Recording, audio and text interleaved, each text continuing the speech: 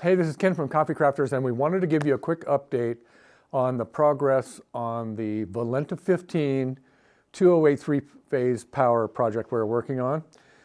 And after consulting with our UL people and going through the project with their engineer, we all agreed it would be much less expensive for the customer and more efficient just to use a buck boost like we were using for the Artisan 3 through the Artisan XL. So we consulted with Kyle over at Power and Controls Inc. and spec'd a unit that will work specifically for the Valenta 15. And it's one of the line boosters that just boosts one of the legs up. But it'll take three-phase 208 power and give you a true 240 volt under load, which is good. So we're going to include a link for that device. And also we have more information on the device for your electrician when they're hooking it up. Like the other ones, there was a little bit of confusion because there are so many different wiring things you can do to hook these up. So one of the diagrams in there to hook it up is the correct one. We'll let you know.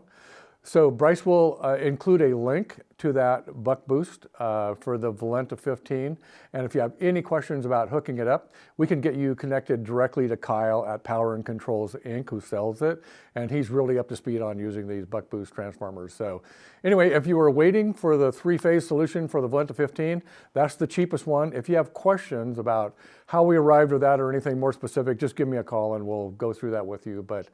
But there you go. So it's ready to ship to those customers who have that three-phase power supply that they want to convert, and you can go from there. Thanks.